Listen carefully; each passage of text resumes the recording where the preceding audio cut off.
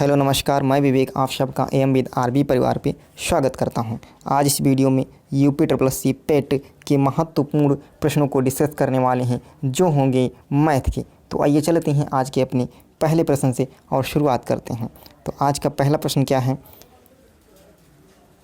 प्रश्न कह रहा है कि रूट में दे रखा है 0.0196 अपॉन के इजिकल टू कितना है 0.2।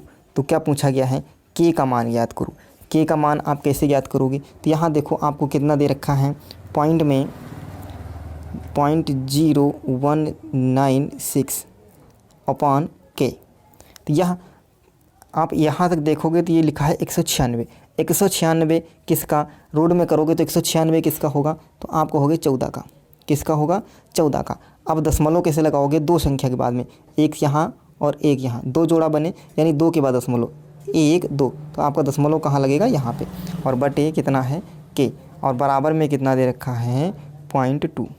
कितना दे रखा है? 0.2। आप क्रॉस गुणा करोगे, ऊपर ऊपर से कटेगा, ये कितना बचेगा? 7। तो के की कितनी वैल्यू आ जाएगी?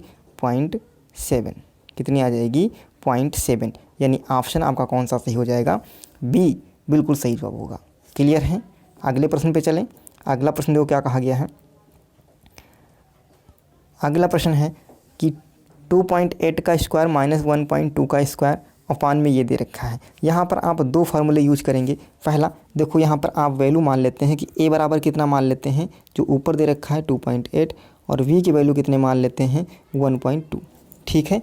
अब आप एक फार्मूला यहाँ देखोगे, कौन सा फार्मूला लग रहा है? a square minus b square, यही बना है। और नीचे क्या बन रहा है? नीचे बनेगा a प्लस बी का होल स्क्वायर। क्या बना है? a प्लस बी का होल स्क्वायर। देखोगे तो ये हो जाएगा a स्क्वायर, ये हो जाएगा b स्क्वायर, और यहाँ होगा 2ab। 2a की वैल्यू कितनी है? आप देखो 2.6, और यहाँ पर कितना दे रखा है? 5.6। इसको जब हाफ करोगे, यहाँ से 2 निकालोगे तो कितना बच जाएगा? 2.8। ठीक, आपका फार्मूला a प्लस बी का होल स्क्वायर बनेगा। a प्लस बी का होल स्क्वायर, तो इसको आप क्या लिख सकते हो? इसे लिखोगे a प्लस बी एक ब्रैकेट में और a माइनस बी एक ब्रैकेट में, और नीचे क्या होगा? नीचे आ जाएगा a प्लस बी का होल स्क्वायर। यहाँ तक ठीक है? क्या आ जाएगा? a प्लस बी का होल स्क्वायर। तो ये वाला किससे? a स्क्वायर से कट जाएगा। क्या बचेगा? ऊपर बचेगा a माइनस बी, और नीचे बचेगा a प्लस बी। ठीक है। a की वैल्यू कितनी है? 2.8, और माइनस कितने करोगे? 1.2। तो 2.8 में से 1.2 माइनस करना है, और यहाँ पे क्या करना है? 2.8 प्लस 1.2 ऐड करोगे तो कितना हो जाएगा? ऐड करेंगे तो ये हो जाएगा 2 8 10 का 0, और ये 2 1 3 1 4।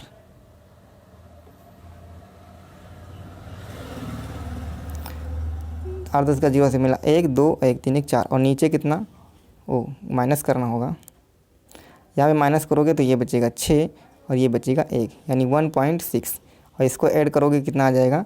तो ये आ जाएगा 4। डिवाइड करोगे तो कितना आ जाएगा? ये आ जाएगा पॉइंट का 4, 4 चक्कू 16, पॉइंट का 4। यानी ऑप्शन आपका कौन सा सही हो जाएगा? ऑप्शन सी बिल्कुल सही जवाब होगा। ठीक है। अगले प्रश्न की ओर बढ़ेंगे। अगला प्रश्न देखो क्या कहा गया था। अगला प्रश्न है,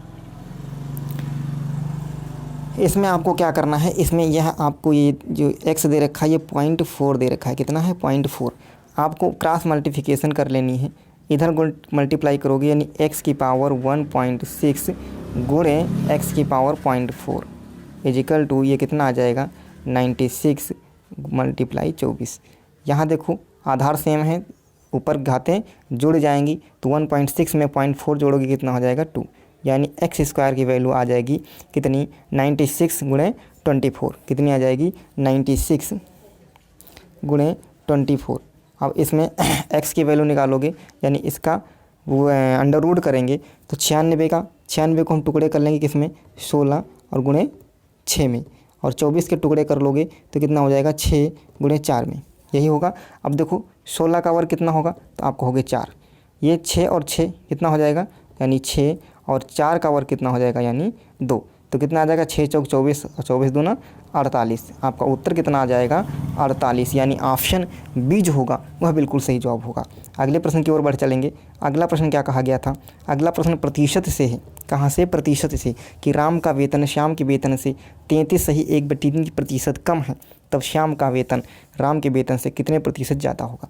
फ्रिक्शन वैल्यू कितनी दे रखी है? 33 से 1/3। इसकी यदि हम फ्रिक्शन वैल्यू निकालोगे तो कितना आ जाएगा? 1/3। कितनी आएगी? 1/3। अब ये जो 3 दे रखा है ये क्या है? मूल वैल्यू है। उसमें से कम कितना है? 1।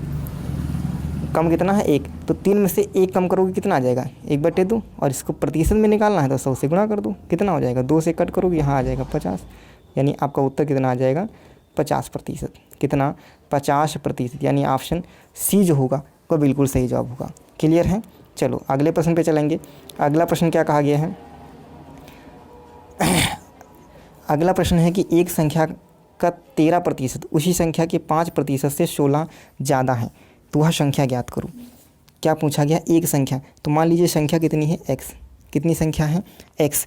x का 13%, तो x का 13% निकालोगे तो कितना आ जाएगा? ये, ठीक है।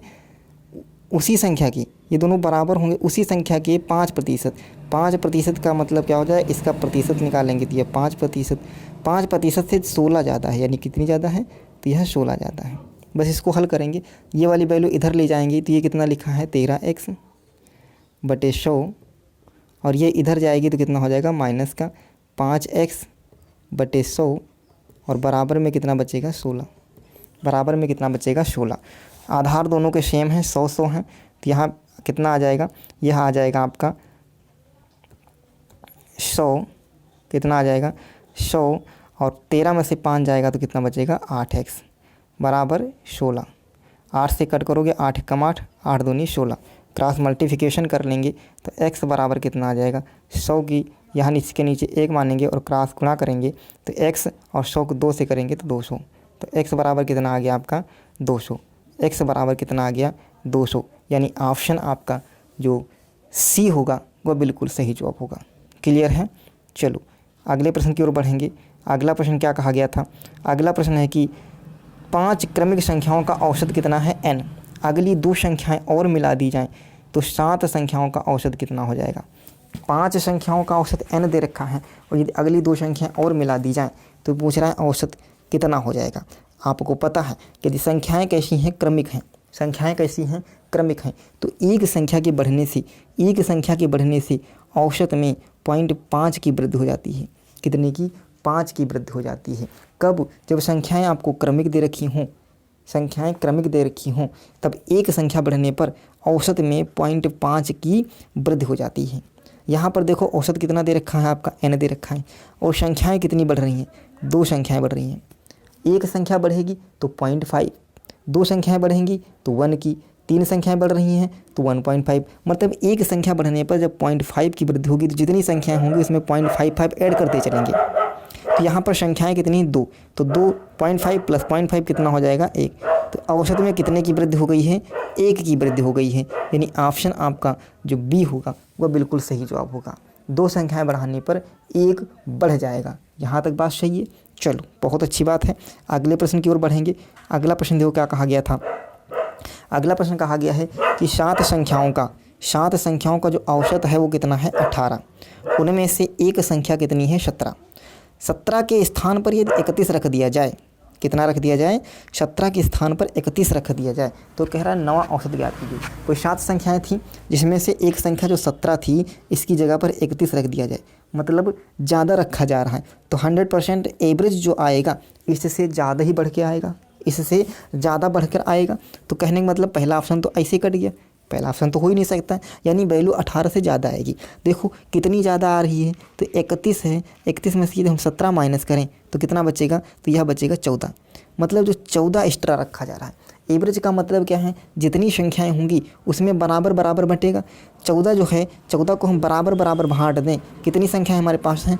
7 संख्याएँ हैं, यानी 2-2 सबके पास आ जाएगा। कितना आ जाएगा? 2-2 आ जाएगा। यानी एवरेज में कितने की बढ़ोतरी हो जाएगी? 2 की। तो 18 पहले से था और हम 2 की बढ़ोतरी कर देंगे तो एवरेज हमारा कितना मिल जाएगा? 20। कितना मिलेगा? 20। यानी ऑप्शन आपका जो सी होगा वह बिल्कुल सही जवाब होगा। क्लियर है? तो कैसे लगी आज की क्लास कमेंट बॉक्स में ज़रूर बताइएगा। यदि आप चैनल पर नए हो तो चैनल को ज़रूर सब्सक्राइब करिएगा। थैंक यू, धन्यवाद।